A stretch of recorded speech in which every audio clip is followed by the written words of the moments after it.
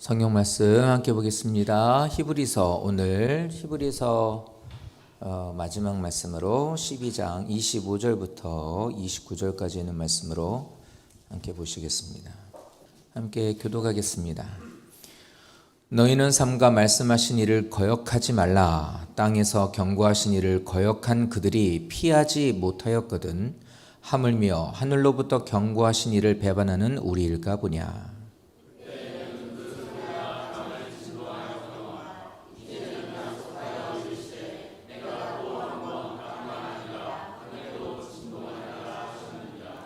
이 또 한 번이라 하심은 진동하지 아니하는 것을 영존하게 하기 위하여 진동할 것들 곧 만드신 것들이 변동될 것을 나타내심이라.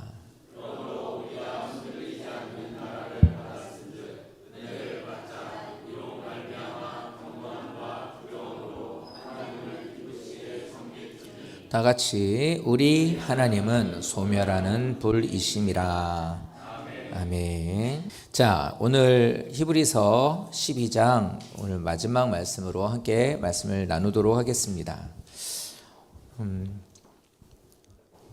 읽은 말씀은 25절부터 29절까지였고 보셔야 되는 말씀은 지난주에 이어 18절부터 간단하게 말씀을 볼 겁니다. 18절 말씀부터 이렇게 보면 출애굽기 19장에서 시내산에서 하나님께서 나타나셨던 장면에 대한 것을 가지고 이제 이 말씀을 해요.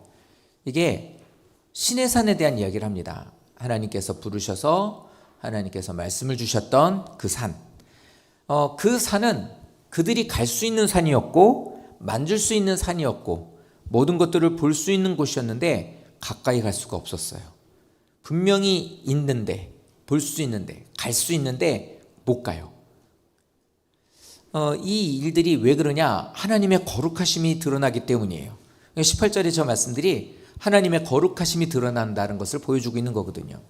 그러니까 하나님이 가까이 계셨지만 가까이 갈 수 없는 산이 된 거죠. 그래서 그들이 이 하나님 음성이 막 들리는 거예요. 하나님 음성이 막 들리고요. 아, 그래요. 근데 하나님의 음성이 들리나? 듣고 싶다. 듣기 위해서 한번 가볼까? 그게 아니었어요. 그게 아니라 이 사람들이 있는 그곳에서 말씀이 들렸던 겁니다. 그러니까 내가 간 게 아니라 하나님께서 찾아오신 거죠. 두려워서 못 가고 있는 그들에게 주님께서 오셔서 하나님 오셔서 그들에게 말씀을 들리게 하시는 거예요. 그러면 이거에 대한 반응이 있죠. 우리들도 그러잖아요. 내가 뭔가에 대해서 쉽게 누군가에게 인사를 하면 그 사람도 나에게 인사가 와야 이게 보통 이제 일반적인 우리의 생각이죠. 하나님의 말씀을 주시면 우리들도 하나님 앞에 뭔가 화답이 있어야 될 거 아니에요.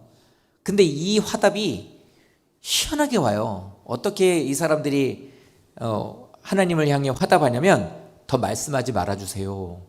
이렇게 말합니다. 더 말하지 말아주세요. 이렇게 얘기를 해요. 더 말하시면요 죽을 것 같아요 하나님. 이렇게 얘기를 하고 있는 거예요. 용량초가예요. 나 용량초가가 됐습니다. 이 얘기를 하고 있는 겁니다. 이게 좀 이상하죠. 우리들은 성경 말씀을 생명의 말씀이라고 말을 하고 있는데, 사람을 살리는 말씀이라고 하고 있는데, 말씀이 계속 들려지니까 뭐라고 그러냐면 저 감당 안 된다는 거예요. 너무 두려워요. 이 얘기를 하고 있습니다. 우리들이 왜 이런 반응이 나올까? 이제 이런 걸 좀 생각을 해봐야겠죠. 하나님의 말씀을 듣는데 이게 저 이러면 부담스러워요. 이제 이렇게 되는 거예요. 그러니까 교회를 11시 예배를 또 어쨌든 교회를 나왔고 예배를 드리고 교회 신앙생활 하려고 합니다. 11시 예배 한번 드리려고. 그러면서 내가 어떻게 하다가 밥을 먹게 됐네. 그러니까 밥 먹고 그냥 가기 그러니 2시 예배를 또 드렸네. 그랬더니 그다음부터는 2시 예배 드리고 가라고 계속 그러다니까 나 부담스러워요. 아니에요 이렇게 되는 거고, 뭐 하나 직분 맡겨놨더니 또 그걸 했더니 막 그거 힘들다고. 그러니까 이게 뭐냐면 예배를 자꾸 이게 한 번만 드리려고 그랬는데 어쩌다 한 번 이렇게 좀 갔더니 계속 나오라고 그러고, 뭐 한다고 그러길래 참여했더니 계속 하라고 그러고. 그러니까 이제 딱 선을 그으면서 저 못하겠습니다. 더 이상 저한테 교회를 더 나오라고 한다든지 뭔 일을 더 한다 그러면 저 교회 안 나옵니다. 이렇게 말하는 거랑 똑같은 게 이거예요. 하나님 더 말하지 마세요. 더 계속 말씀하시면 저 죽을 것 같아요. 부담스럽습니다. 이렇게 얘기를 하는 거예요.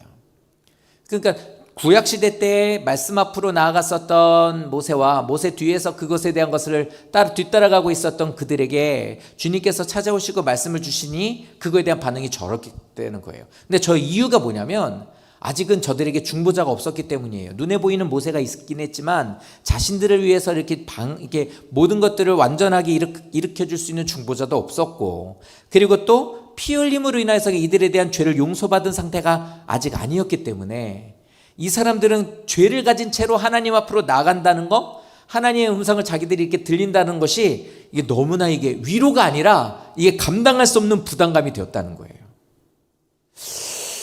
근데 신약시대에 지금 예수님이 오신 이후에도 이렇게 생각하는 분들이 많아요. 하나님 부담스러워요. 너무 이러시면 전 죽을 것 같습니다. 이게 안타깝다예요. 이 19절에 있는 말씀은 그래서 안타깝다. 말씀하시는데 더군다나 내가 노력해서 간 것도 아니고 죄가 많아서 하나님께로 못 간다는 걸 알고 있는 나에게 찾아오셨는데 오히려 내가 하나님을 향해 선을 걷고 있는 거예요.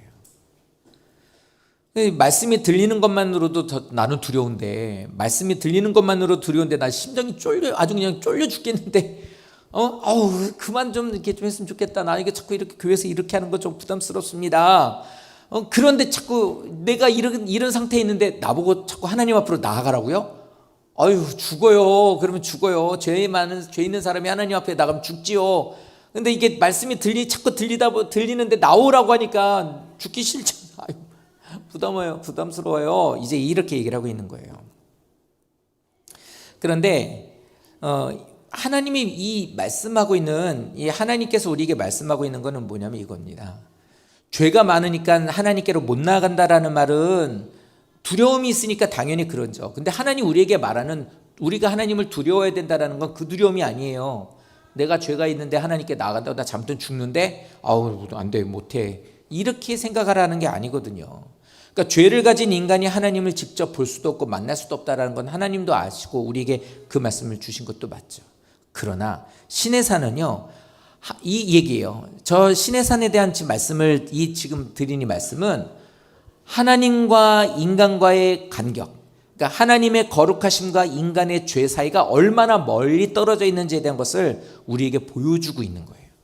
그러니까 신의 산은 율법을 주셨고 말씀하셨고 또 죄 가운데 있었던 이 이스라엘 백성들과 하나님 사이에서 우리들에게 말씀하고 있는 건 그겁니다. 하나님과 우리 사이는 너무 멀어요. 주님의 거룩함은 우리가 가까이 할 수 없어요. 가까이 하기엔 나에게 너무 죄가 많아요. 그러니 하나님 하면서 이게 손사래를 치면서 뒷걸음치는 거와 똑같은 거죠. 21절 말씀에 이렇게 얘기를 해요. 근데 모세는 이렇게 합니다. 하나님께서 인정하셨던 모세조차도 하나님의 말씀을 받을 때는 두렵고 떨었어요. 그러니까 모세도 그런 거예요. 나도 하나님 앞에 나가는 것이 얼마나 두렵고 떨리는지 몰라. 이렇게 얘기를 하고 있는 거예요. 그런데 모세가 말하고 있는 저거는 아니에요. 달라요. 이스라엘 백성들은 죽을까 봐 정말 못 나가는 거고, 지금 말하고 있는 이 모세는 뭐냐면 이런 무서움으로 도망치고 싶은 공포가 아니라 하나님이 너무 거룩하셔서, 하나님은 너무 광대하시니 하나님 앞에 선다라는 것이, 그 크신 하나님 앞에 선다는 것이 무척이나 떨립니다. 이거예요. 그러니까 조금 이해가 될지 모르겠지만 다음 주 유세란 집사님 기도인데, 유세란 집사님이나 권사님은 좀 덜 하시겠지만 올해 처음 대표 기도하시는 분이 있어요. 대표적으로 이번 성탄절 때 윤미선 집사가 대표 기도입니다. 우리 교회 오고 나서 대표 기도 처음이에요. 어떨까? 엄청 떨릴 거예요. 못할 것 같다고 생각할 거예요. 물론 못한다고 계속했어요. 그 외에 다른 집사님들도 못하신다고 많이 얘기를 하죠. 황혜정 집사 그죠? 못해요. 못한대요. 못해요. 이렇게 근데 그게 이렇게 물어보면은 말이 틀려져요. 싫어요? 아니요. 싫은 건 아닌데요. 하세요. 못해요. 싫으네. 아니라고요. 이렇게 되는 거죠. 그러니까 싫은 건 아닌데 앞에 선다는 게 너무 두려운 거예요. 더군다나 이게 앞에 나와서 내 말을 하는 것도 힘든데 강단에 올라와서 내가 하나님 앞에 기도를 한다? 이러면 이제 이게 조금은 이해가 되실 거라 생각이 돼요. 그러니까 모세가 지금 말하고 있는 게 죽을까 봐, 그게 하나님하고 나의 사이가 너무 이 차이가 너무 많은데 어떻게 그럽니까? 아우 이러다 잘못하면 죽어요가 아니라 그 크신 하나님 앞에 내가 어떻게 설 수 있겠냐. 이것 때문에 하나님을 향해 이걸 우린 경외라고 불러요. 경외. 싫은 게 아니라, 무섭고 공포적인 게 아니라 어려운 거죠. 좋고 그 자리가 귀한지는 알지만 하나님 앞으로 나간다는 게 너무 나에게는,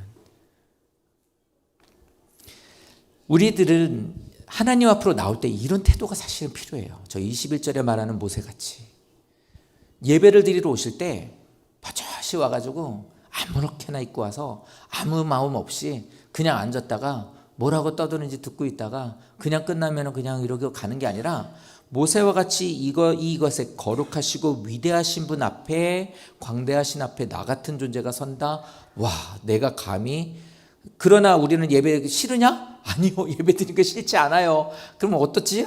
이러면서 고민이 돼. 그러니까 의복도, 마음 자세도, 예배 드리는 태도도, 예배 시간에 앉아있는 성도님들의 내용물들도 다 달라지게 되는 거예요. 거기서 그게 경외함의 표시가 되는 거죠. 이렇게 21절까지 있는 말씀은 지금 시내산에서, 구약시대에 있었던 시내산에서의 하나님과 죄 많은 인간과의 관계가 어떤지에 대한 것을 이렇게 말하고 있습니다. 근데 22절은 이제 분위기가 싹 다 바뀌어요. 22절에 뭐라고 하시면 그러나 이렇게 말하죠. 그러나 뭔 내용이 바뀌는지 볼게요. 너희가 이른 곳은 시온산과 살아계신 하나님의 도성인 하나님의 예루살렘과, 이렇게 돼요. 그러니까 히브리서에서 말하고 있는 이 말이 뭐냐면, 너희가 서 있는 곳은 너희들의 죄로 인해 하나님을 두려워서 못 가고 있는 이제는 그 신의 산이 아니라 하나님 나라예요. 천국을 말하고 있는 거예요. 그런데 우리는 다 천국 가고 싶어요. 그리고 천국의 하나님의 백성이 되고 싶죠. 근데 이렇게 말하지 않아요. 저 말을 잘 보세요. 뭐라고 하고 있는지. 너희가 이를 곳이라고 말하지 않고 이른 곳이라고 말해요. 다시 말하면 이 말은 예수 그리스도로 말미암아 이미 얻어진 걸 말하는 거예요.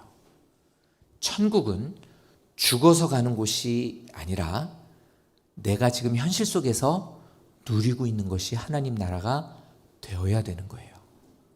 그 사람이 가는 곳이 천국이지, 생판 다르게 살고 있다가 죽으면 거기에서 새로운 세상으로 들어가는 것이 아니라, 그러니까 내가 예수를 믿고 있는 지금, 예배를 드리고 있는 지금, 예배를 드리고 있는 대상인 하나님 앞에 있는 내가 하나님과의 관계가 죽어서 천국 가는 관계가 이미 벌써 여기서 우리는 이루어지고 있어야 된다는 소리가 되는 거예요. 내 자격으로, 내 노력으로 그만큼의 어떤 내가 이걸 잘 습득하여서, 아니요, 말씀드렸잖아요. 그리스도로 말미암아 예수님이 내 죄를 위하여 죽으신 것을 믿고 저는 구원받은 것을 믿습니다. 그 구원하신 하나님 앞에 제가 나아갈 수 있는 자격은 없지만 하나님께서 예수님의 그 피로 용서해 주셨으니 주님의 손을 붙잡고 괜찮으니까 와봐. 그리고 주님의 손을 붙잡고 하나님 앞으로 나아가는 것과 같이 두렵고 죄송스럽고 너무나 할 말도 없는 연약함이지만 주의 그 피 묻은 손을 붙잡고 나는 그 주님께로 나가서 예배를 드립니다. 이게 바로 예배고 천국을 누리며 사는 사람이에요. 그러니까 하나님의 말씀이 통치하고 있는 그 모든 곳이 하나님 나라인 거예요. 오늘 아침에 우리 교학 유초동부 예배 드릴 때도 아이들에게 그랬어요. 모세는 8번째 아들이었어요. 근데 하나님께서 엘리압이라는 사람 딱 그 이새의 집에 가서 내가 거기에서 다음 왕으로 사울이 이젠 왕이 되는 것을 하나님 후회하셨으니까, 슬퍼하셨으니까 새로운 왕을 내가 세울 거야. 그 집으로 가 그랬어요. 가봤더니 아들들을 다 데려오라 했더니 딱 첫 번째로 이제 장남으로 딱 봤더니 너무 사람 괜찮은 거예요. 기골도 장대하고 얼굴도 잘생기고 통치를 잘할 것 같은 거예요. 그래서 세우려고 그랬더니 하나님 뭐라고 그러냐면 내가 그를 버렸다고 말을 해요. 뭔 짓을 했다고 버려요? 그 다음에 있는 아들들은 아니다라고 하거든요. 근데 그 큰아들은 버렸대요. 근데 그 버렸다라는 말은 사울이 하나님 앞에 죄를 짓는, 질서를 어기고 순종도 안 하고 거짓말을 하며 자기 자리인 것처럼 살았던 그 모습을 하나님께서 그걸 통해서 하나님을 버린 그 사울을 향해 나도 너를, 네가 나를 버린 것처럼 나도 너를 버렸다라고. 이 버렸다라는 게 뭐냐면 이제 다시는 쓰지 않는다예요. 이제 너는 용도 폐기가 된 거야. 이렇게 돼버렸거든요. 근데 엘리압이라고 하는 아들에게도 똑같은 말을 써요. 근데 애들한테 그 얘기를 했어요. 왜 그랬을까? 아무것도 없는데. 그 이유는 앞에 서 있는, 사무엘 앞에 서 있는 그 모습이 아니라 그 시간을 거슬러 뒤로 간 그의 삶 속에서 그게 드러난다는 거예요. 교회 와서만 잘하는 게 아니라, 예배 시간에 대답만 잘하는 게 아니라, 교회 와서 이렇게 시간 맞춰 와서 앉아 있는 것만이 아니라 그곳을 떠나서 돌아간 그 사람이 어떤 삶을 살았는지에 대한 것을 하나님이 이미 보고 결정하셨다는 거예요. 근데 그거에 정반대되는 인물이 누구냐면 다윗이었던 거죠. 양치기는 아들들한테 안 시킵니다, 잘. 근데 막내, 제일 사랑받아야 되는 아들인 이 잘못 태어났죠. 야곱의 집에서 태어났으면은 극진한 대접을 받았을 텐데. 그 야곱의 12번째 아들은 요셉이었는데 걔는 세마포 옷 입고 다녔잖아요. 세마포 옷을 입었다라는 건 비단 옷을 입었다라는 말도 물론 맞죠. 좋은 메이커 옷을 입었던 거예요. 근데 또 하나가 뭐냐면 긴 옷을 입었다 소리예요. 그러니까 형들은 다 짧은 옷 입고 일을 하러 다니는데 이 아들은 긴 옷을 입혀놓고는 뭐냐면 일하지 말라 소리였거든요. 막내가 이런 대접 받아야 막내 아닌가? 근데 이 집에서는 막내를 양치기를 시키네? 근데 가면서 어때요? 아빠는 나한테 이딴 거 시켜. 가라고 하니까 예! 알았어요! 이러고 그냥 갔을 수도 있죠. 근데 그 아이는 맡겨놓은 그 양을 최선을 다해 양을 돌봐요. 그러니까 뭐냐면 교회를 떠나서 우리들이 말하는 믿음의 그 장소를 떠나 있을 때 어떻게 사는지를 들여다봤을 때 하나님이 그의 삶을 들여다보신 후에 사도행전 말씀 뭐라고 하냐면 쟤는 내 마음에 딱 맞는 애야. 이렇게 표현하신단 말이에요.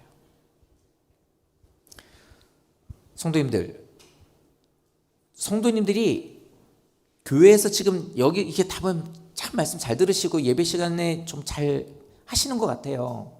근데 이 모습이 돌아가셔서 똑같은 마음으로 가정에서 자녀들과 부부와 모든 가족들이 또 어떤 일들을 계획하시고 있는 일들을 처리하시는이 이게 지금 예배 드리시는 그 마음과 그런 결심으로 하나님 말씀을 의지하고 하신다면 거기가 어떤 곳이 되느냐? 잃은 곳이 되는 거예요. 잃은 곳. 다시 말하면 하나님 나라가 우리 집인 거예요. 이미 그 얘기를 하고 있는 거예요. 천국은 죽어서 가는 곳만을 말하는 게 아니라 내가 지금 누리고 있는 주님을 만난 주님을 장소가 옮겨져서 이제 그곳에 영원히 들어가 사는 걸 말하는 거지 별개가 아니라는 것을 말씀을 드립니다.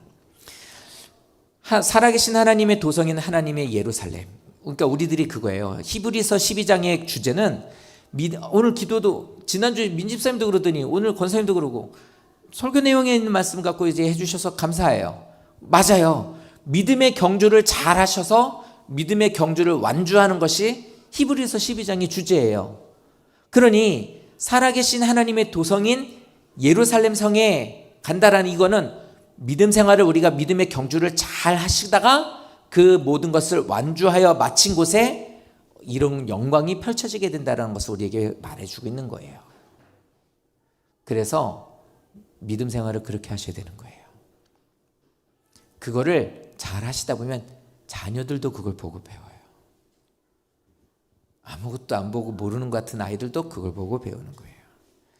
그날이 오기까지 하나님의 말씀을 순종하면서 내 안에 임하신 그리스도 안에서 이루고 있는 그 천국을 누리면서 믿음의 경주를 완주하여 승리하시는 성도 되시기를 예수님 이름으로 축원드립니다.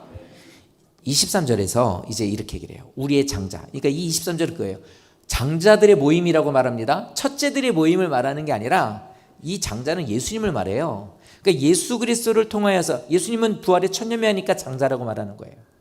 구원의 모든 것의 시작이시니까요. 그리고 완성이 되시니까 예수님을 장자라고 말해요. 그러니까 그 장자들의 모임이라는 것은 그 예수님을 따라갔었던 수많은 예수님을 따라간 사람들을 말하는 거예요. 믿음의 경주를 한 사람. 그들의 모임. 그러니까 천국이죠, 그곳이.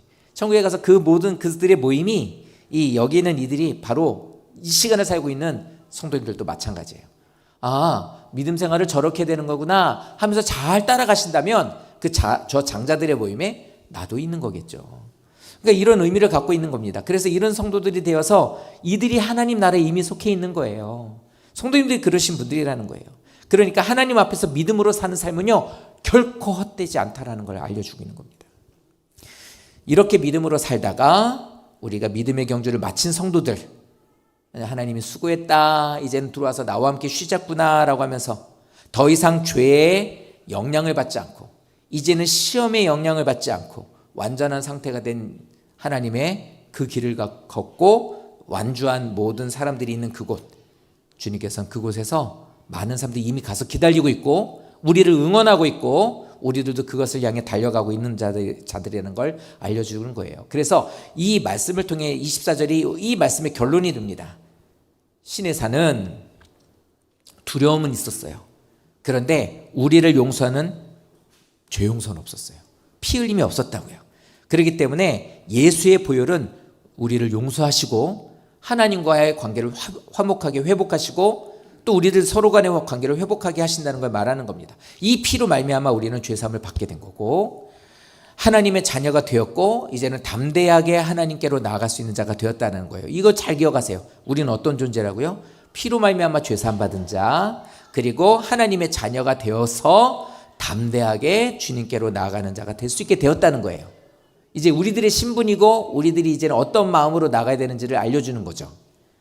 그러므로 이제는 구약시대에 사는 사람들처럼 지금 말씀하고 있던 신의 산 앞에 있는 이들처럼 우리들이 거기에서 죄 많은 내가 뭘 할 줄 알겠어요. 나는 더 이상 가까이 가지 못해요. 저한테 자꾸 그런 거 하지 말라고 하세요. 저는 죄가 많아요. 내가 어떻게 하면 모르겠죠. 그러다 죽어요. 부담스러워요. 이러지 마시고 이 말씀처럼 예수 그리스도로 죄사함 받았고 하나님의 자녀가 되었고 나는 하나님께로 이제 담대히 나아갈 수 있게 해주신 은혜를 통하여서 나는 믿음으로 살기를 원합니다. 주님의 길을 따라가길 원합니다. 믿음의 경주를 열심히 하겠습니다. 이렇게 나가는 자가 되셔야 된다는 거예요. 요걸 가지고 오늘 말씀할 거예요. 그러니까 이 관계에 대한 걸 잘 기억하셔야 돼요. 성도님들이 아직 이게 저는요 예수님이 아직 내 구주인지 잘 모르겠고 예수 믿으면 천국 간다는 것도 잘 모르겠고 그렇다면 이거 갖고 기도하시면 돼요. 이게서 25절부터 읽은 건 너무 길어서 25절부터 읽었지만 신앙생활하고 있는 것에 있어서 전제가 되는 것은 지금까지 말씀 20분 동안 말씀드린 이 내용이에요. 이 내용에 대한 것들이 서 있지 않으면 이것에 대한 것이 이해도 되지 않고 마음도 없다면 계속해서 이거에 대한 것을 다시 이제 두들기셔야 돼요. 저는 예수를 통해 예수님을 알고 싶어요. 진짜 만나고 싶어요. 예수님이 나의 죄를 용서해 주셨다는 게 믿어지게 좀 도와주세요. 하나님 그렇게 하면 진짜 천국 갈 수 있는지 알게 해주세요. 계속 하시는 거예요. 그럼 부끄러울 것도 아니고 아닌데 그런 척하고 있어도 안 되는 거고 오래 교회 다녔는데 자존심 있지? 그것도 아니에요. 그런 밑바닥부터 다시 하면 돼요. 하지만 이건 있어요. 이렇게 되고 나서 죄 용서를 확신해. 하나님 자녀가 된 것도 알아. 그래서 난 담대하게 하나님께 나오는 것도 알아.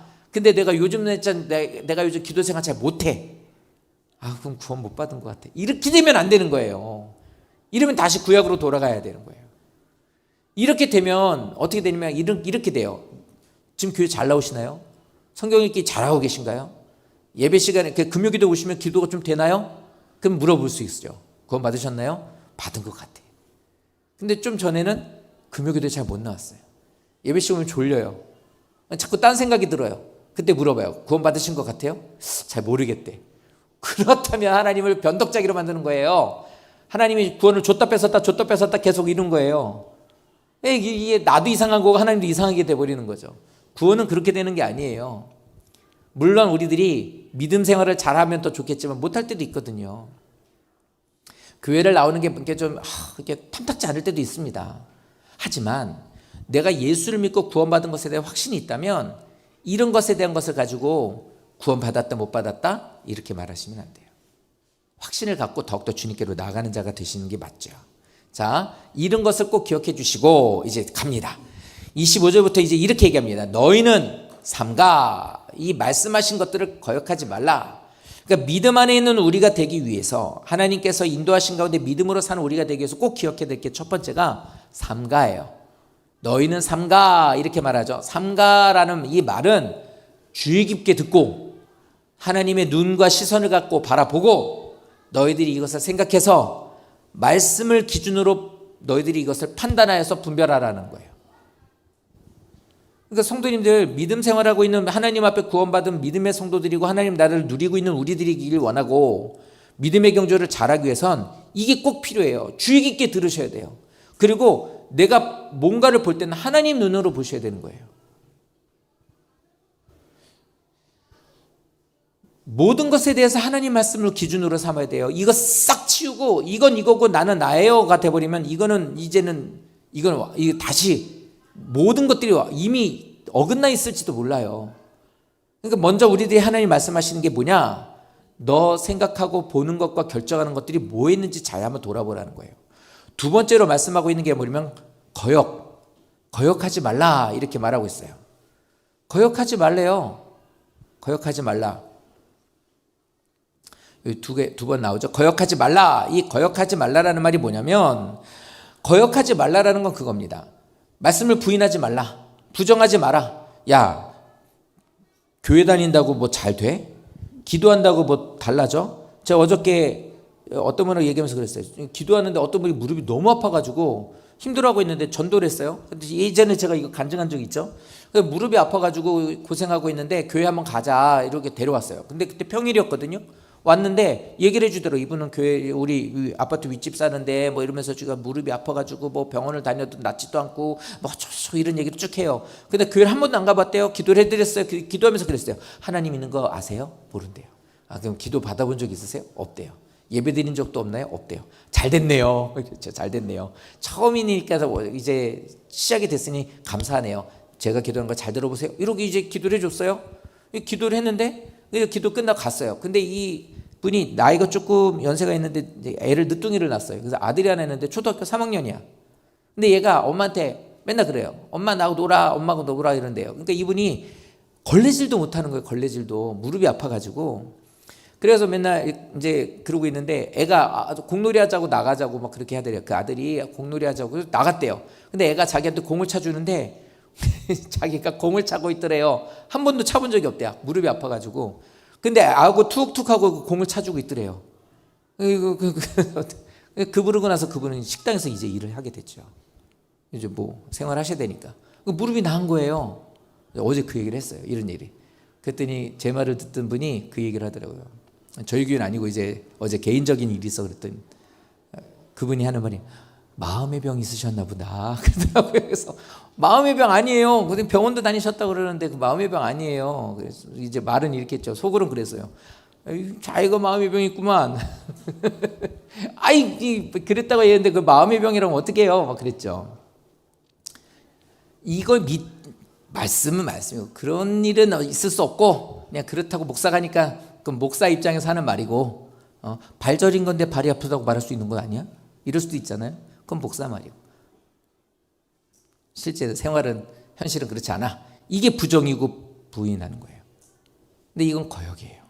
그런데 저기서 말하는 거역하지 말라고 하는 이 말은 저기 써있죠. 믿는다고 하면서 말씀에 순종하지 않고 행하지 않는 게 거역인 거예요. 교회 와가지고 예배는 드리는데요. 삶 속에서는 자기 마음대로 하는 거죠. 그걸 하나님 뭐라고 봐요? 거역으로 봐요. 그러니까 말씀을 듣고 순종하지 않는 신앙. 겉으로는 믿음이 있는 것처럼 보여요. 근데 그것을 하나님은 거역이라고 해요. 말씀을 믿지 않으면요. 우리는 분별하지도 못하고 결국엔 세상 논리로 가요.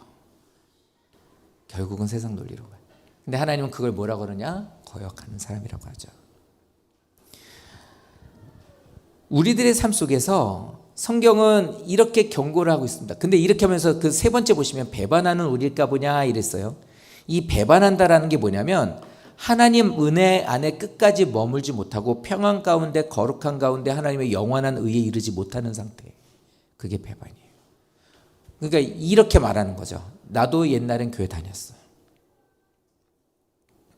학생 때까지 교회를 다니면서 회장도 하고 학생부 열심히 했었는데 딱 고등학교 졸업하고 나서부터는 세상에 나가서 안 다니고 있던 부모가 학생 때 동안 열심히 교회 다니고 있는 아들을 보면 하는 말이 뭐냐면 그렇게 얘기하더라고요. 나도 네 나이 땐 열심히 했다. 근데 그거 한때야. 열심히 해. 딱 그렇게 얘기하는 거예요. 그러니까 뭐냐면 너도 나처럼 어느 선이 되면 더 이상 안 하게 될 테니 뭐 걱정하지 말고 네 하고 싶은 대로 해. 이렇게 얘기하더라는 거예요. 다시 말하면 그게 뭐냐면 그건 배반했다는 거예요. 하나님의 영원한 의에 이르지 못하는 상태. 근데 왜 이 말을 썼을까요? 성경에서 지금 25절의 끝에 있는 이를 배반하는 우리일까 보냐라고 하는 이 말을 하는 이유가 뭘까? 나도 우리 부모가 이렇게 신앙생활을 가르쳐서 나도 이렇게 됐지만 나도 우리 자식에게 이렇게 신앙생활해서 이 정도까지만 하게 할 거야 라고 말하는 것처럼 아이를 키우고 있는 이게 뭐냐? 왜 저렇게 하고 경고를 하느냐? 저런 삶이 저렇게 사는 사람이 많다는 얘기예요. 많대요. 어제 교사 세미나를 했거든요. 그러니까 저 파이디온에서 저희가 목사님을 초청해가지고 교사들하고 세미나를 했습니다.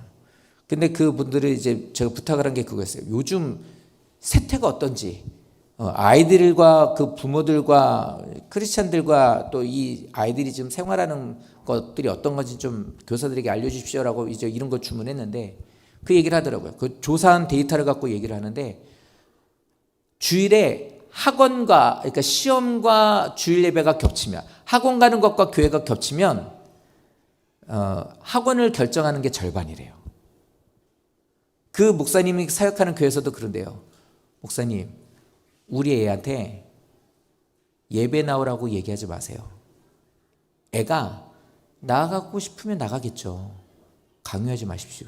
이렇게 얘기하더래요. 집사님네 애인데 집사님이 그렇게 해. 그래서 그 얘기를 듣고 진짜 제가 정말 당황했습니다. 이렇게 얘기를 하더라고요. 그러니까 저 말이 그거예요. 왜 저렇게 얘기를 해요? 많다는 거예요. 저 말이. 하나님을 배반하고 끝까지 믿음의 경주를 완주하지 못하는 사람들이 우리들이 생각한 것보다 수도 없이 많다는 것을 알려주고 있는 거예요. 그래서 얘기합니다. 그때에는 이제 얘기하는 게 이거예요. 그때가 언제냐면 구약시대 시내산이 있을 때 이스라엘 백성들이 하나님께로 나오지 못하고 머물러 있을 때 그들에게 말을 했더니 그들에게 진동을 하면서 하나님께서 그들에게 음성을 들려줬을 때 부담스러워요. 더 이상 말하지 말아주세요. 이제 죽을 것 같아요. 이렇게 말할 때는 내가 땅을 진동했다. 이렇게 얘기를 하시는 건데 이제는 약속을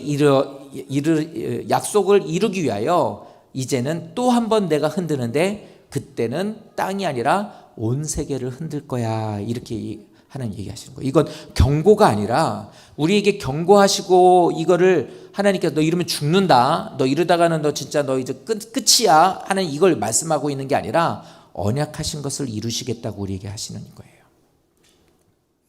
너희에게 내가 말한 것처럼 반드시 과거에는 내가 그들을 향해 그랬었지만 이제는 최종적으로 내가 이 모든 일들의 언약한 것을 이룰 거야 라고 선언하시는 말씀이 저 말씀이에요. 그러니까 이 말은 그겁니다. 하나님의 나라를 완성하기 위한 약속을 이루실 거라는 거예요. 반드시 그러신다는 거예요. 그러니까 저 말씀을 듣는 성도들은 공포감에 사로잡혀서 죽지 않으려면 너희들 이렇게 되면 죽는다. 온 세상이 하나님을 흔들게 되는 때가 올 거야. 막 이렇게 이거에 대해 공포의 마음을 가지라는 게 아니라 하나님을 경외하는 마음을 갖고 주님 앞으로 낮추고 나오라고 하나님 우리에게 불러주시는 거라고요. 그러니까 하나님 우리에게 그냥 막 눈 시뻘게 가지고 너 안 오면 죽는다고 손을 막 이러면서 막 우리를 이렇게 공포에 사로잡혀 가지고 하나님 앞에 벌벌벌 떨게 만드는 게 아니라 하나님이 우리에게 언약을 이루시는 하나님이신 것을 믿어라. 이 모든 것들을 이루시는 하나님이므로 너희들은 이것을 믿고 주님께로 나오는 자가 되라. 너희 자신을 낮추고 이 얘기를 합니다. 그래서 26절에 대한 것을 27절에서 이제 설명을 해줘요. 한 번 더 흔드시는 목적이 뭐냐? 하나님께서 온 세계를 흔드시는 이유가 뭐냐? 그 얘기를 여기서 하고 있어요. 뭐라고 말합니까? 이 말은 모든 것들, 땅이 진동하게 될 것이다. 이것들이 모두 다 변동되는 것들이 나타날 것이다. 이 말이 뭐냐면 이 땅에서 하나님을 흔드시는 이유는 영원하지 않은 것, 우리들이 만들어낸 것, 그리고 이것에 대해서 변질되는 모든 것들에 대한 것들을 다 솎아내서 영원한 하나님 나라만 남게 하기 위해서, 거기에 들어가는 자녀들에 대한 것으로 이렇게 구분하기 위해서 키질하듯이 쌀을 씻어가지고 물을 거기서 이제 겨 같은 거는 이렇게 막 따라내듯이 하나님께서는 이 모든 것을 하기 위해서 하시겠다는 거예요. 영원한 하나님의 세계가 이루어지고 그것을 소유한 백성들이 이제 그들을 위해서 내가 이 일을 할 거야 라고 하는 거예요. 공포감을 주기 위해서 그냥 하시는 말이 아니라 하나님은 이 일을 반드시 약속한 대로 이루어서 하나님 나라가 완성되고 하나님 나라의 백성들로 그것을, 하나님 나라에 들어가는 백성들을 내가 그걸 나눠놓겠다라는 거예요. 그러니까 우리에게 말하는 게 그겁니다. 그러니까 제발 만들어진 것들과 변하는 것들과 영원하지 않은 것들에 대한 것을 붙잡고 너희들이 그것에 대한 것을 갖고 저희 뭐 영원한 것이라고 생각하며 살지 마라. 왜요? 그렇게 살면 흔들 때에 하나님께서 그것을 솎아내실 때에 나도 쓸려 내려갈 수밖에 없다는 거예요. 그러니까 하나님 그거 원치 않으신다는 거예요. 그러니까 주께로 나오라는 거예요. 보여지는 거요? 돈이요? 돈 좋죠. 돈 좋죠. 돈 좋아요. 정말로 편리하고 많은 것을 할 수 있고 누릴 수 있어요. 그렇죠? 그런데요, 죽을 때 보면 저희 친척 중에 하나님 믿지 않으시는 분이 있는데 그분 소천하실 때 보니까 그분은 자기 건물을 가지고 하숙을 쳐가지고 돈을 버시는 분이었어요. 쓰는 것도 되게 인색하고, 뭐 우리 집사님 친구분 중에 100억 갖고 계신 분이 있대요. 재산이 100억이래요. 한번 만나고 싶어요. 아니, 이거 다른 이유는 없어요. 뭐냐면 100억 갖고 있는 사람 어떻게 생겼나 좀 보고 싶어요. 그냥 뭐 우리한테 좋게 이렇게 또 선한 또 이렇게 해주셨으니까 우리에게 또 이렇게 좋은 걸 베풀어 주셨으니 인사도 좀 드리겠지만 보고도 싶죠. 이러고. 그런데 저희 이제 친척 중에 그분도 뭐 그렇게 사셨어요. 그냥 꼭지고 잘 안 쓰시는 분이고 돈은 그래도 많은. 근데 돌아가셨어요. 만약에 돌아갔다 하나님한테로 이제 부르셔서 간 거잖아요. 근데 이제 그렇게 되면 하나님 있는 사람들이 장례를 치게 되면 그래요. 마지막으로 한번 뭐 그들이 말이죠. 인사하세요. 뭐 이렇게 하잖아요. 근데 거기서도 그거를 이렇게 하더라고요. 근데 저는 말을 못 하겠더라고요. 그냥 그러고서 그냥 이러고 있었는데 노잣돈을 주더라고요. 노잣돈이라고. 불교니까 그분은 노잣돈을 더 준다는데 얼마를 주어주는지 아십니까? 노잣돈으로. 그분이 재산이 10억 정도 된다면 한 손에 1억, 한 손에 1억, 뭐 이런 한 2억 정도는 줘야 노잣돈 되지 않겠어요? 그분한테 노잣돈으로 주는 게 뭐냐면 30원이더라고요. 오른손에 10원, 왼손에 10원, 10원 어디에다? 입속에다가. 30원 가져가더라고요. 그걸 보면서 와, 저 말이에요. 이 말씀이에요. 이게 뭐냐면 아무 쓸데가 없더라는 거예요. 하나님 나라 갈 때는 외모 이뻐야죠. 멋있어야죠. 뭐 어떻게 좀 우리도 이렇게 좀 깎고 뭐 열심히 해서 좀 이렇게 해야죠. 우리 식구들은 저한테 너무 감사해요. 저희는 이렇게 막 쪼꼬리 볶은 너무 안 좋대요. 저같이 둥근 배가 다 좋대요. 저는 행복해요. 근데 막 그래요. 막 이쁘다 못생겼다 정말 그래요. 근데 이쁘면 잘생긴 사람 이쁜 사람 보면 정말 얼굴에 광채가 나더라고요. 잘생긴 사람 보면 이쁜 사람 보면 정말 와 어떻게 얼굴이 저만하지? 뭐 이러죠. 그럼 뭐예요? 엑스레이 찍어봐요. 다 해골바가지만 나오지. 해골만 이쁘면 뭐예요? 해골 이쁘면 해골 이쁜 게 뭐가 중요하냐고요.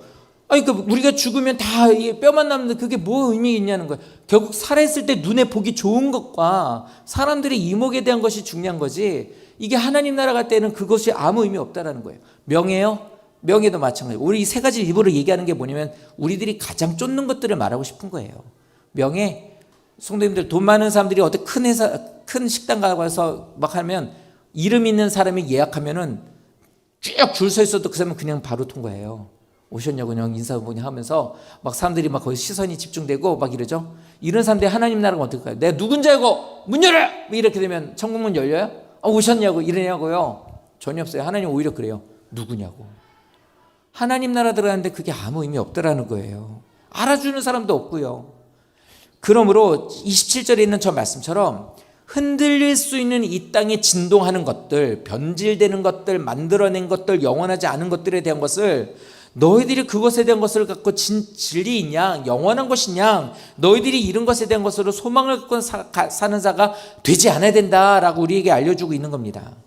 하나님은 우리가 영원히 쇠하지 않는 하나님 나라에 참여하기를 원해요. 그 안에 들어오기를 원한다고요. 누리며 살기 원한다고요. 그래서 하나님은 그러기 때문에 우리들의 삶의 연단이라는 것과 징계라는 것들을 우리들에게 삶의 방식 속에서 우리들에게 그것을 주시는 거예요. 그거 흔드는 거거든요. 근데 마귀가 주는 흔드는 건 뭐냐면 못하게 하기 위해서, 못 서기 위해서 흔드는 건데, 우리는 뭐냐면 후히 주시고 눌러내는 것처럼. 우리 작업하시고 설비하시는 분들은 푸대자루에다가 모래도 넣고 시멘트도 넣잖아요. 근데 그거 어떻게 넣는 줄 아세요? 하고 나서 한번 팡팡 땅에다 튕겨요. 그러면 공기 빠지고 공간 빠지니까 더 넣을 수 있는 거죠. 주부들도 쌀 같은 거 어떻게 넣을 때 어떻게 해요? 넣고서 한번 치잖아요. 통에다 넣고 치잖아요. 그러므로 해서 이게 더 꽉꽉 채우기 위해서, 하나님은 우리들이 하나님 나라를 누리는 사람이 되고 믿음의 경주를 잘하게 하기 위해서 징계라는 것과 연단이라는 것은 그거예요. 단단하게 만들어주는 거고, 마귀가 자꾸 흔드는 것에 휘둘리지 않도록 하여서 믿음의 경주에서 이탈되지 않도록 하나님 나라에 들어갈 수 있도록 이 모든 일들을 하시더라는 겁니다. 그게 하나님이 원하시는 거예요. 그래서 영원히 쇠하지 않는 진리가 되는 하나님 나라에 참여하는 자가 되라예요. 근데 이 말이 아까도 말씀드렸지만 하나님 나라를 그냥 상상으로만 하는 천국 문이 열려 있고 황금 바닥으로 되어 있고 빛이 나고 있는 그것만을 천국으로 생각하시면 안 된다는 거예요. 그러면 어떻게 돼? 잊어버려요. 왜요? 지금 먹고 사는 게 더 중요하지, 무슨 황금으로 된 발바닥만 시리지 뭐 그게 중요합니까? 이게 돼버린단 말이에요. 근데 그게 아니라 지금 내가 살아가고 있는 곳에서 정말 천국을 누리고 그 기쁨을 누리는 자가 되어야죠. 그렇게 됐을 때 연단 있는 게 오면은 그걸 가지고 인내해 나갈 수 있는 거고, 우리가 더 바라보는 것에 대한 것이 이것이 확대돼서 이제는 이렇게 살아가는 것, 믿음 가운데서 하나님은 기쁨 주시고 하나님이 주시는 평안 갖고, 성도님들 그런 일 있으실 거예요. 저기 우리 화선이 키우던 우리 저 집사님들도 그럴 거예요. 분명히 그때가 와요. 애가 이렇게 막 웃으면서 잘 크고 있는 걸 보고 부부간의 관계가 좋고 우리들이 일하고 있는 것에 대해서도 그래도 일을 잘하고 있고 뭐 직장 생활도, 그리고 아픈 뭐 식구 없고, 그리고 집안으로 가만히 생각했을 때 별로 문제가 없을 때, 그러면서 애가 그렇게 막 잘 커가고 있을 때 뭘 느끼냐면 너무 평안해, 너무 즐겁고 행복해. 그렇게 느낄 때가 오거든요. 근데 이게 하나님이 주시는 하나님의 나라로 이것이 연결되게 되면 그게 바로 하나님 나라라는 거예요. 천국 가면 이런 거구나, 이렇게 이제 느낄 수 있게 되는 거예요. 그것을 우리가 붙잡고, 왜요? 아무리 행복하고 건강하고 돈 잘 벌고 문제가 없고 애들 이쁘고 잘 크고 해도 하나님을 향한 믿음이 없으면 이건 하나님 나라하고 전혀 관계가 없는 거지만, 만약에 믿음 안에서 예수 그리스도를 통해서 구원받은 자가 됐을 때 이것까지 누린다면 더 많이 느낄 수 있겠죠. 천국 가면 이런 기쁨과 행복함이 가득한 거구나. 그렇다면 이것을 내가 놓치지는 않아야 되겠지? 그러면 내가 더 열심히 해야 되겠구나, 믿음 생활을. 그리고 하나님의 인도하신 걸 너무 이걸 느껴? 그러면 이 예배, 하나님 앞에 예배 드리면서 이걸 감사함으로 좀 고백도 좀 해봐야겠구나. 그리고 또 이렇게 하면서 인생에 어려움이 있어서 자꾸 신앙이 이탈하는 일들이 생기게 되면, 그렇다고 해서 이탈하면 안 되겠지. 이렇게 돼서 이걸 잃으면 어떡해. 안 되지. 이렇게 나가는 거예요. 그러므로 28절, 우리가 흔들리지 않는 나라를 이미 누리고 있으니까 받았은 즉, 아까 얘기했잖아요. 받았다고, 이미 이뤘다고, 받았은 즉 은혜를 받자, 감사함으로 이것을 누리자는 겁니다. 성도는요, 앞으로 나라를 받을 사람들이 아니라 이미 그 나라를 받은 사람들이에요. 성도님들 살면서 하나님을 느끼십니까? 하나님의 나와 함께 하시는 평안을 누리고 계신가요? 그렇다면 이미 받은 사람 맞아요. 근데 나는 안 돼. 안 돼도 괜찮아요. 우리 집은 그렇지 않아요. 불행해요. 좀 잘하려면 우리 집 남편이, 우리 집 같이 사는 그 인간이 자꾸 날 긁어. 진짜 이걸 어떻게 해야 해? 이런 생각. 그냥 은혜 받고 확 결심하고 가가지고 보면 하나님 원수를 사랑하라는데 못 사랑할 수 있죠. 진짜 원수는 북한에 있는 게 원수가 아니라 집안에 있는 게 원수라잖아요. 그럴 수도 있죠. 근데요, 내가 먼저 내 안에서 하나님 나라가 이루어지게 되면요, 시간이 좀 걸리겠지만 번져나갑니다. 번져나가요. 그 시간이 흐르면 그게 어떻게 되냐면, 미운 사람이었는데 시간이 지나면 긍휼함으로 바뀌어지게 돼요. 일단은 뭐가 차이가 나냐면, 저렇게 살다 지옥 가? 그러면은 너는 지옥 가도 싸, 당신은 지옥 가도 싸다, 이렇게 생각을 했었어도 내가 먼저 하나님 나라가 내 안에 임하고 내가 그걸 누리게 되면요, 그렇게 되는 것이 이제 불쌍하게 느껴져요. 원수로 남아있으면 더 복음 전하고 싶지 않아요. 기도해주고 싶지 않아요. 왜요? 지옥 가야 돼요. 100% 저 인간은 가야 돼요. 가야 될 곳이 그곳이에요. 예약해놨어 이미. 이렇게 생각하시겠죠. 그런데 내 안에 먼저 하나님 나라가 임하고 그걸 계속 내가 누리게 되면 이제 바뀌어져요. 그래서 이제 불쌍하게 되고 눈물을 흘리게 되고, 나도 모르게 말은 못하지만 속으로라도 기도자리에 가면은 저 사람 좀 불쌍하게 생각해 주세요가 되고, 그러다 보면 이제는 나도 모르는 사이에 그 사람이 무너져 내리고 녹아내리는 일들이 생기게 돼요. 이게 조금씩 번져가면 그때가 되면 아까 제가 집사님네 가정 얘기했던 그 표현처럼 행복을 누리게 됩니다. 그래서 하나님 나라를 누리는 것의 시작은 내 남편의 모습과 내 아내의 모습과 우리 속속이는 자식들에 대한 어떤 그 모습을 보고 안 될 거다 될 거다가 아니라 누구부터 어디서부터냐면 바로 내 안에서부터 이루어지는 거예요. 그러므로 우리는 이미 그 나라를 받았으니, 받으실 성도님들이 되셨으니 은혜를 받자. 그 은혜를 받아야 돼요. 그 하나님 나라를 누리는 게 은혜예요. 그게 은혜예요. 그러니까 여기에서 은혜를 우리가 받자. 이래서 경건함과 두려움으로, 그러니까 공포가 아니라 하나님을 향해서 내게 이걸 누리게 해주신 하나님 앞에 감사함으로 하나님을 기쁘게 섬기고 예배하자. 이렇게 되는 이들에게 하나님께서 이런 삶을 살아가는 성도에게, 우리들에게, 하나님 나라를 누리고 있는 우리들에게 한 가지 질문을 던집니다. 딱 하나의 질문을 던져요. 그 질문이 뭐냐면 그거예요. 너는 지금 뭐 보고 있니? 흔들리고 없어지고 변질된 것들과 지금 그냥 내 기분에 대한 것을 이루기 위하고 편한 것을 위해서 그거 보고 그걸 진리인 것처럼 생명 걸고 살아가고 있냐? 믿음으로 보이지 않는 나라를 따라가고 있느냐? 아니면은 너는 곧 흔들고 이제는 그 흔드실 때 그 모든 것들이 없어질 것들을 붙잡고 있느냐?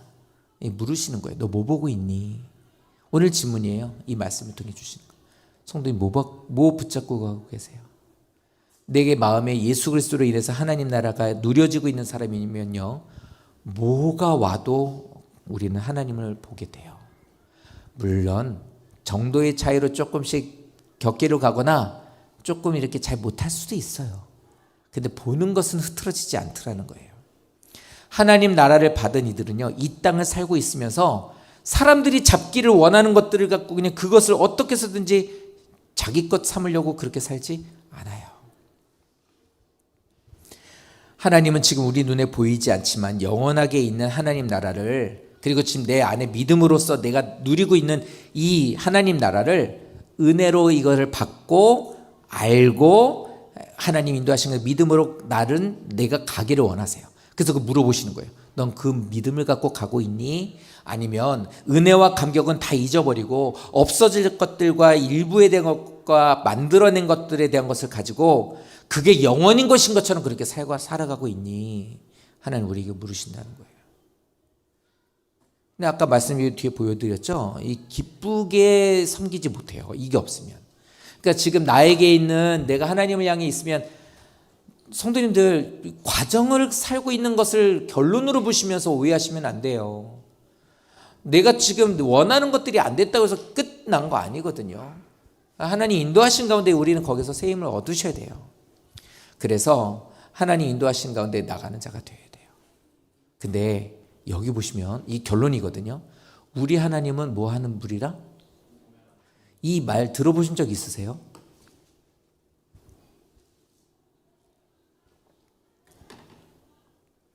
소멸하는 불이라는 것에 대해서 우리 많이 마음을 쓰고 뭐지라고 하는데 그보다 더 중요한 말이 있어요. 우리 하나님이에요.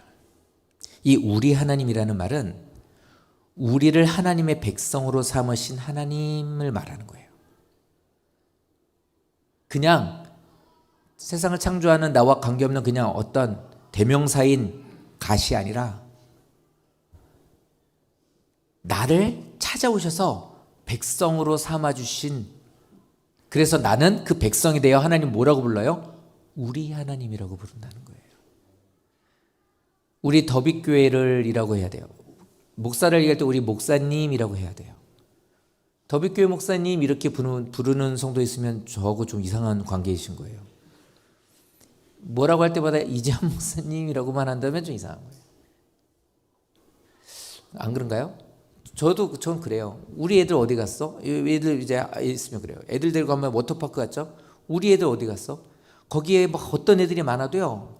우리들의 교사들의 눈은 계속 보는 거예요. 그러다 내가 아는 우리 아이 딱 쳐다보고 걔한테 시선이 꽂히게 되죠. 우리 애 어디 있어? 우리 애 저기 있다. 우리 애.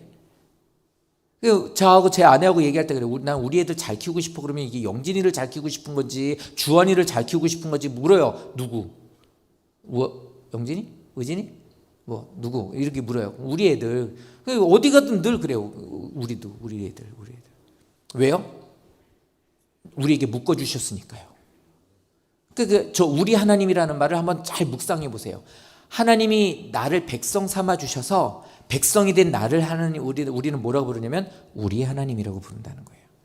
그런데 이겁니다. 하나님은 모든 만물을 만드신 하나님이고요. 모든 만물을 심판할 수 있는 권세를 갖고 계신 분이에요. 만드신 분이기 때문에 모든 것들을 부수거나 다 폐하실 수 있는 권한도 갖고 계신 분이에요. 그래서 표현한 게 소멸이에요. 소멸이라고 하는 말은 뭐냐면 끝까지 태워서 남김없이 없애버린다예요. 소각이에요, 소각. 근데 멸이니까 싹 다 멸해버리는 거잖아요. 그래서 소멸이라는 말은 끝까지 태워서 남김없이 없애버리다. 거룩에 맞지 않는 모든 것들을 보존하지 않는다. 없애버리는 거, 싹 다 없애는. 그래서 천국 가면 하나님 나라를 가게 되면 요한계시록에 나와 있는 말씀처럼 없는 것들에 대해서 쭉 얘기하죠. 그거 소멸이에요. 싹 다 없애버리는 거예요. 다시는 씨알도 안 나고 모티도 안 나고 자국도 안 남게 싹 없애버리는 걸 소멸이라고 해요. 그런데 저 말이 앞에 우리 하나님이라는 말이 붙어지면 다른 표현이 돼요. 무슨 뜻이 되냐면 거룩에 맞지 않는 모든 것을 끝까지 불태워 없애버리신다는 거예요. 이 말이 어디로 가게 되면 이렇게 돼요. 무슨 뜻이냐면 백성 삼으신 우리에게 우리가 정결하게 되게 하기 위하여 완성하게 하기 위하여 하나님께서는 일으키시는 불이라는 거예요. 그러니까 내가 하나님 인도하신 가운데 나가는 것은 내가 믿음 생활하는 것 같죠? 하나님의 나라 예수 그리스도를 구주로 영접하고 그 길을 따라가는 우리가 되면 내 삶 속에서 하나님께로 가는 것에 대한 문제가 되는 거 어떻게 하냐면 하나님께서 그것을 정결하게 하기 위해서 불로 태워버리는 거예요.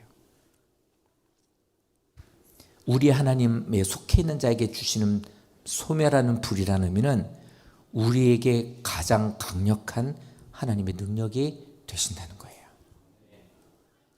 그래서 히브리서 12장 마지막 절이 믿음의 경주를 하는 너희들이 하나님께로 향하고 마음을 하나님께로 두기만 하면 그 길을 걷는다면 나타티 내가 앞서가며 너의 앞길을 열어줄게.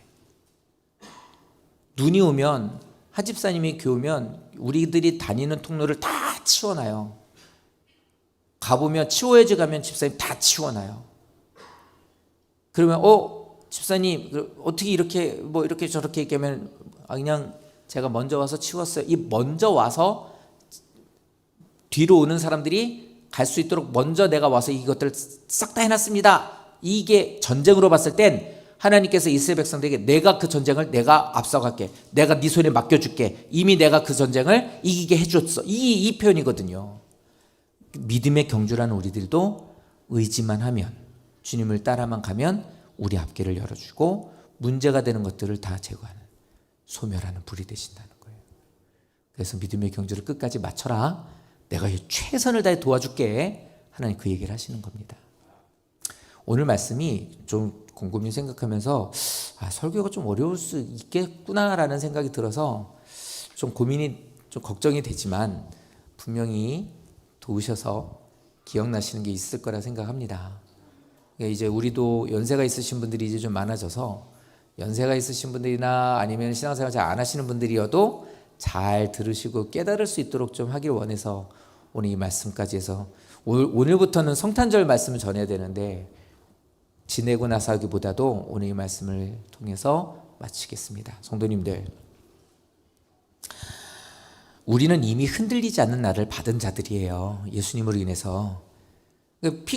예수님의 피로 값주어서 나를 구원해 주셨으니 그 손만 붙잡으시면 된다는 거예요. 그러면 주님의 나라를 우리는 이미 누릴 수 있다는 소리예요. 그냥 예약되었다가 아니라 이 시간을 우리들이 살면서 누리셔야 돼요. 그러니까 집에 가서 딱 집에 들어가서 집에 혼자 계실 때나 그냥 뭐 커피를 드실 때나 일을 하실 때나 한번 그렇게 기도하세요. 좀 사람이 있으면 민망할 수 있으니까 아무도 없으면 그러세요. 하나님, 우리 이 집이 하나님 나라가 되기를 원합니다. 이 집이 주님께서 함께 하시는 하나님 나라가 되기를 원합니다. 선포하세요. 말썽쟁이 아들 문 열고 하나님 이 집이 하나님 집이 되길 원합니다. 이게 장난인 것 같고 아무것도 아닌 것 같지만 이 선언과 선포는 강력한 능력이 있다는 걸 꼭 기억하시고요. 우리를 부르신 하나님은 사랑의 하나님이신 동시에 하나님은 소멸에 부리신 거룩하신 하나님이라는 것도 기억해 주십시오. 능력이 있으신 하나님이지만 하나님과 관계가 없는 영원하지 않은 것들을 소각해서 영원히 없애버리는 하나님이시기도 하지만 자녀를 위해서 그 거룩함과 정결함에 대한 것을 방해하는 것들 또한 없애버리신 하나님이에요. 우리를 도우신 하나님이에요. 그러므로 성도님들의 삶에 두려움으로 묶여져 있는 삶이 아니라 이러다 지옥 가면 어떡하지? 나 요즘 이렇게 하는데 어떡하지가 아니라 오히려 하나님을 향하여서 모든 것에 능력을 갖고 계신 하나님이 나를 이렇게 도우시니 내가 조금 더 하나님께로 한번 마음 써볼까? 믿음으로 나갈까? 한 번 더 기도할까? 하나님의 하셨던 방법처럼 나도 해볼까? 이렇게 하는 거예요. 예전에 저희 아버지 이제 뭐 되게 좋았던 것은 용돈을 얘기하면 꼭 조금씩을 더 주는 거예요. 우리 그때는 오락실 한번 가는데 50원이었습니다. 그러면 이제 아쉬우니까 100원만 이래요. 그럼 뭐 하려고 그러면 뭐 아이스크림 사고 어쩌고 이렇게 얘기해요. 그러면 500원을 줘요. 헌금한다고 500원을 달라고 그러면 1000원을 줘요. 근데 이게 뭐냐면 뭐 있으면 그래요. 조금씩을 더 주시는 거예요. 그러니까 저도 이제 영진이가 좀 크다가 보니까 이제 좀 지돈이 있으니 뭐 하면 영진아 뭐 좀 부탁해 그러면 지돈으로 해결을 해요. 그러면 이제 뭐 하고 나서 그걸 줄게 얼마야? 그러면 7,000원 이러면 전 10,000원 줘요. 이유가 뭐냐면 내가 어렸을 때 우리 아버지를 통해서 그렇게 받았던 경험이 그게 너무 좋았거든요. 그러면 알았어 그러고 10,000원을 보내주고 뭐 있으면 좀 더 주는 거예요. 그 행복감을 너도 누리라는 거죠. 내가 받았던 사랑을 그렇게 해서 나도 흘려주고 싶은 거예요. 너무 그게 너무 좋았으니까. 예수를 믿고 하나님을 따라간다라는 게 그거예요. 주님이 너무 좋으니 주님이 쓰셨던 방법과 그 해결하는 방법을 나도 따라가 보는 거죠. 원수를 우리는 막 이렇게 똑같은 방법을 했는데 예수님 자꾸 죄인을 용서하셨네. 예수님을 힘들게 하는 이들 용서하셨네. 그럼 나도 그 방법 써보는 거예요. 나에게 해주셨던 방법이니까. 그겁니다. 그러니까 우리가 이렇게 은혜를 누리면서 하나님 나라를 누리고 자꾸 믿음 안에서 믿음의 경주를 해 나가려고 하신다면, 담대히 나가신다면 성도님들은 그렇게 돼요. 하나님 함부로 대하지 않아요. 절대 그럴 수 없죠. 경외함을 잃지 않는 삶을 살아가실 수 있을 거예요. 갈수록 그럴 거예요. 신앙생활하기 어렵다가 아니라 노력하고 나갈수록 하나님은 나를 도우시네라는 걸 느끼실 거예요. 하나님은 믿음이 없는데 참 좋은 걸 주신다. 함께 하신다. 이런 걸 누리실 수 있을 겁니다. 오늘을 사는 우리 모든 성도님들이 눈에 보이는 세상에 있는 세상 한가운데 살고 계시지만 보이지 않는 영원한 하나님 나라를 소망하며 살고 이미 하나님께서 맛보게 하신 하나님 나라를 좀 더 누리면서 믿음의 쉬운 산, 예수 그리스도를 통해서 구원받은 그 하나님 나라를 향하여 달려가는 성도님들 되셨으면 좋겠어요. 이제 진짜 올해 이제 마지막이 거의 다가왔죠. 다음 주 말씀드린 대로 성탄절 말씀 전하게 되면 이제 마지막 주밖에 안 남아요. 사랑하는 성도님들, 믿음의 경주를 잘하고 계시는 우리 모든 사랑하는 성도님들이 오늘 말씀을 따라서 걷고 은혜를 붙들고 경외함으로 싫은 건 아니고요가 아니라 하나님 너무 귀하지만 제가 좀 어렵습니다 하나님. 이렇게 하면 하나님 앞에 서시고요. 그럼 기도로 나가는 거예요. 흔들리지 않는 하나님의 나라, 하나님 나라를 소유한 자로서의 합당한 삶을 살아가는 우리 모든 성도 되시기를 예수님 이름으로 축원드립니다. 꼭 기억하셔서 말씀을 새기시기를 다시 한번 예수님 이름으로 축원드립니다.